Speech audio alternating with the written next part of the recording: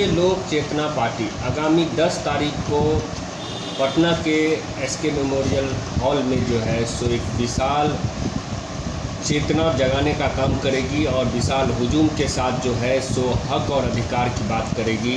क्या कुछ कहना चाहिएगा सर, क्यों ये 10 तारीख का दिन रखा गया, 10 ही तारीख क्यों रखा गया, इन सारे मुद्दों पे हम बात करेंगे। लेकिन सबसे पहले सर आप अपना परिचय दें। मैं डॉक्टर कीर्तन प्रसाद कुशवाहा, प्रदेश अध्यक्ष भारतीय लोक चेतना पार्टी। जी, आगामी 10 सितंबर को यानी इसी के अगले रविवार को भारतीय लोक चेतना पार्टी के नेतृत्व में अमर शहीद जगदेव प्रसाद जी के 49वां शहादत वर्षगांठ के अवसर पर भारतीय लोक चेतना पार्टी शोषित एकता राजनीतिक सम्मेलन का आयोजन करने जा रही है। और इस सम्मेलन का मुख्य उद्देश्य है कि आज तक जो 90% शोषित हैं, जगदेव बाबू के शब्दों में, वे आपस में बटे हुए हैं, एक दूसरे में का पैर खींचने का काम करते हैं, लड़ते हैं। इसीलिए आज देश का प्रधानमंत्री, जिसकी आबादी 90% है, उसमें से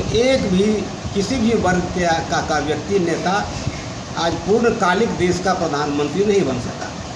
और जब तक देश का प्रधानमंत्री पूर्णकालिक रूप से नहीं बनेंगे, तब तक अंबेडकर साहब के सपनों को साकार नहीं किया जा सकता है, तब तक लोहिया जी के सपनों को साकार नहीं किया जा सकता है, तब तक जननायक कर्पूरी ठाकुर के सपनों को साकार नहीं किया जा सकता है। इसीलिए आज देश में आवश्यकता है जगदेव बाबू के सपनों के अनुसार 90% लोगों को जोड़कर, जिसके अंतर्गत अति पिछड़ा, अनुसूचित जात, जनजाति, हिंदू, मुसलमान, सभी वर्ग के लोग आते हैं और ये सभी वर्ग आपस में अपने को उपेक्षित महसूस कर रहे हैं। आज देश में जो राजतंत्र की स्थापना की प्रक्रिया शुरू कर दी गई है, नींव डाली जा रही है और भारतीय जनता पार्टी की सरकार ने सम्राट अशोक का जो अशोक स्तंभ जो राष्ट्रीय प्रतीक के रूप में है, उसके स्थान पर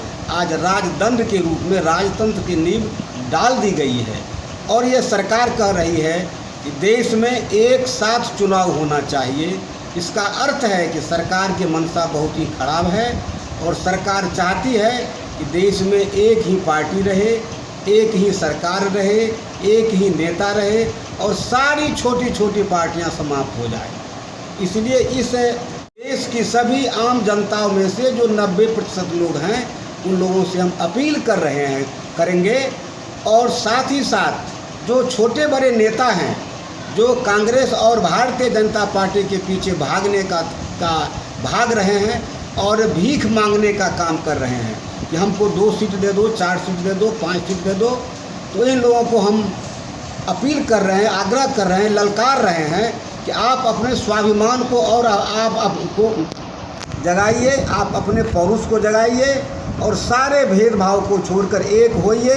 एक दिन में इस देश पर 90% लोगों की सरकार बन जाएगी और सारी आवश्यकताओं की पूर्ति, जो मूलभूत आवश्यकताएं हम लोगों की हैं, दैनिक जीवन की आवश्यकताएं जो हैं, गरीब लोगों की शिक्षा, स्वास्थ्य, आवास, बेरोजगारी, सारे समस्याओं के समाधान की एक ही चाबी है देश में सरकार में आना।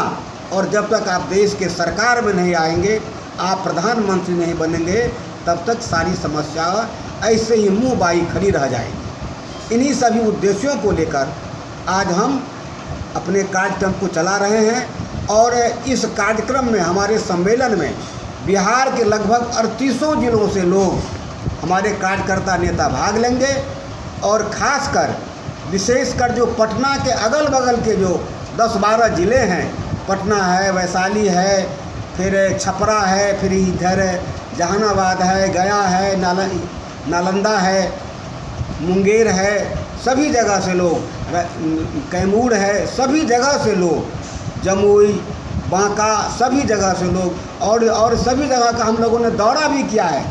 राष्ट्रीय अध्यक्ष श्री सुभाष कुमार जी के नेतृत्व में हम लोग एक टीम बनाकर, 2 टीम बनाकर सभी जगह का दौरा भी किया है। लोगों का पूर्ण आश्वासन है और हमारी तैयारी लगभग पूरी हो चुकी है। आज से हम लोग सिर्फ पटना की तैयारी में लगे हुए हैं और पटना जिला का जो दोनों लोकसभा क्षेत्र है, पटना जिला के दोनों लोकसभा क्षेत्र हमारे प्रथम प्राथमिकता में हैं।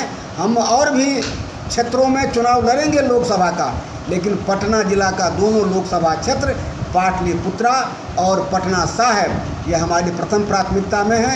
यहाँ भी हम लोग अपने उम्मीदवार को देंगे और उम्मीद है कि 90% जब हमारी जनता यहाँ पर एक साथ जमा होगी तो दोनों सीटों पर से भाजपा निश्चित रूप से हारेगी। यही हमारे पार्टी का मुख्य कार्यक्रम है और पार्टी का ये 10 तारीख की तैयारी का मुख्य उद्देश्य है। इन्हीं शब्दों के साथ बहुत बहुत सर, अपना परिचय देते हुए हमें बताइएगा। सर ने तो मेन मोटिव जो है आगामी 10 तारीख का क्या मुद्दा है, मुद्दे की बात तो कर ली है, लेकिन सर एक सवाल मन में आता है, जहन में आता है कि जब भी चुनाव का समय आता है, जब भी इलेक्शन का टाइम आता है, इस तरह से जो है सो जाति आधारित जो है सो ये चुनावी प्रक्रिया शुरू हो जाती है कि हम इतने प्रतिशत हैं, हम इतने प्रतिशत हैं। तो सर फिर भी उसके बाद भी जो है सो ये वोट जो है सो बिखर कैसे जाता है, इस पे हम आपसे बात करना चाहेंगे कि आखिर वोटरों में ये बिखराव क्यों हो जाता है। इस पे थोड़ा सा अपना परिचय देते हुए बताइए। सुभाष कुमार, भारतीय लोक चेतना पार्टी के राष्ट्रीय अध्यक्ष। वोट इसलिए बिखर जाता है कि शोषित लोगों के साथ में राजनीतिक एकता नहीं है।